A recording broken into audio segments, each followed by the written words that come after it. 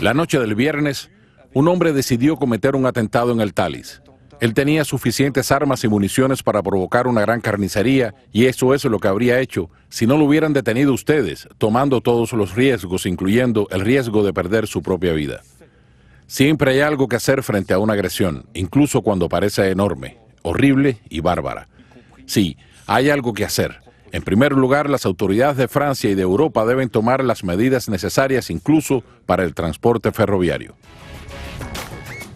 Abu al-Qassani no soñó que 3 hombres fuertes, jóvenes, lo iban a reducir como lo redujeron ahí en ese tren. Tenemos para este segmento a Eric de la Fuente, analista internacional. Gracias, Eric, por venir esta noche al programa.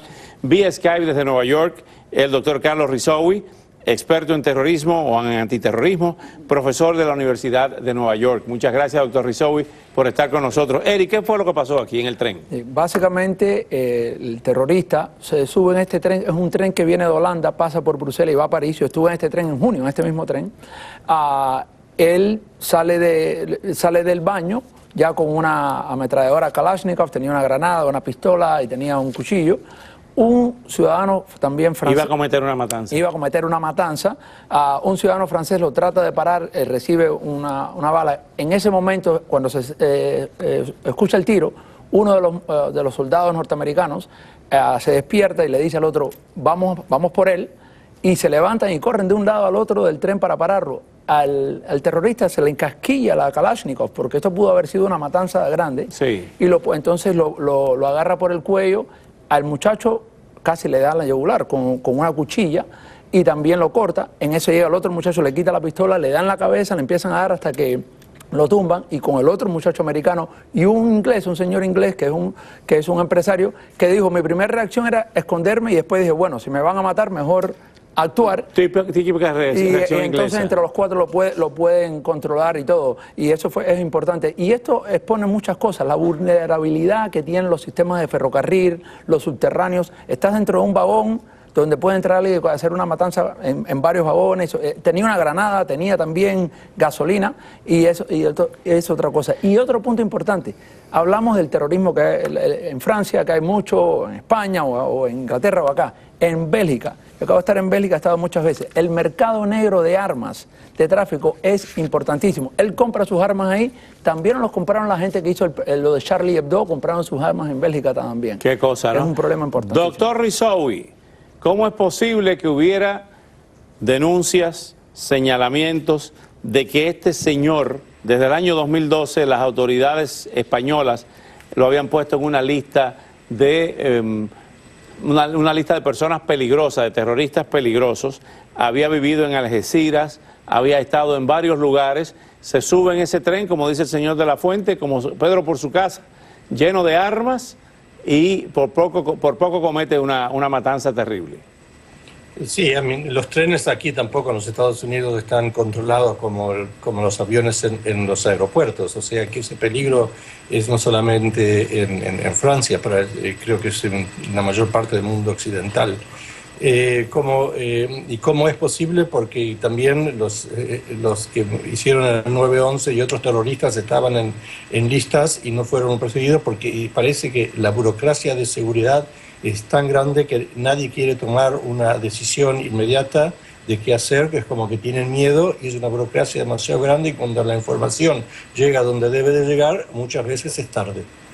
Ahora bien, estamos ante el peligro latente, pero ¿cómo es posible que la comunidad internacional, y vamos a hablar de otro tema, la destrucción del templo de Baalshamin, la decapitación de uno de los arqueólogos más importantes de 82 años, en esa parte de Palmira, la ciudad siria de Palmira, que fue una ciudad romana? ¿Cómo es posible que la comunidad internacional no esté reaccionando de una forma más contundente contra ISIS ante estos crímenes de lesa cultura y de lesa humanidad? Y no son las primeras ruinas que destruyeron la ciudad de Nínive, que es una ciudad prebíblica. Destruyeron muchísimos lugares arqueológicos que están en la lista de materiales para preservar en la humanidad, en la Comisión de la UNESCO, porque son tan importantes que lo quieren mantener para las generaciones que vienen. El templo lo han destruido con dinamitas. Por un lado están destruyendo todo lo que consideran ser idólatra, y por el otro lado destruyen esas grandes estructuras, pero se aguardan otros artefactos que los venden en el mercado negro de antigüedades. O sea que es otra forma que tienen para financiar sus actividades, haciendo algo bueno desde el punto de vista ideológico de ellos, destruir, aunque sean de 2000 años, pero destruir los ídolos, destruir las culturas anteriores y dejar de que nada exista de acuerdo a lo que ellos interpretan la forma del Islam. Unas semanas antes destruyeron también unas mezquitas muy importantes alrededor de Palmira, también mezquitas bastante antiguas, que profesaban el Islam en una forma diferente de la forma como ellos pretenden de que todo el mundo la use, que es wahhabi puritanos. Ahora bien, Eric de la Fuente, ¿cómo es posible, la misma pregunta que le hicimos al doctor Rizawi, que la comunidad internacional no se una, no haga frente común para salvaguardar estos patrimonios de la humanidad? Mira, Oscar, tarde o temprano va a tener que haber tropas de algún país o combinación en tierra combatiendo con ISIS. Una de las cosas, la gente dice, ¿por qué ISIS decapita personas, por ejemplo? Porque sí, las bombas le pueden tirar bombas, etcétera, pero para controlar territorio, para sacarlos, hay que enfrentarlos. Y cuando un soldado sabe que si es capturado, va a ser decapitado. No es como una guerra normal. Entonces, no es que no quieran hacer algo, hay mucha también falta de coordinación en algunos casos, pero ahora como mismo vemos, Turquía va a ayudar a Estados Unidos. Bueno, hay otros problemas porque los kurdos que han estado peleando, pues bueno, no son, Turquía quiere también... Hay muchos problemas políticos internos. Hay muchos problemas políticos internos, políticos de muchos años, de conflictos de muchos años, pero también es que hay que hacerse esa pregunta. Tarde o temprano, la gente dice, ¿cuándo vamos a acabar con ISIS?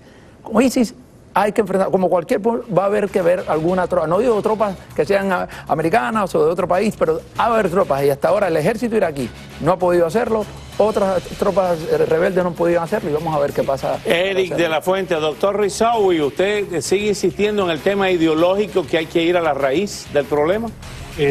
Absolutamente, y esto comenzó, ¿se acuerda que destruyeron 2 budas enormes que estaban en Afganistán? Porque sí. Afganistán está en el Silk Road y Palmira también está en la línea de Silk, y van a continuar destruyendo todo aquello que ellos no consideren que sea wahhabi puritano con la interpretación de ellos, y si esa causa radical no se enfrenta, y los únicos que pueden enfrentarlo son los musulmanes mismos, nosotros podemos ayudar a los seculares, podemos ayudar a algunos moderados liberales, pero no podemos ayudarlo desde el punto de vista del desarrollo de una ideología alternativa.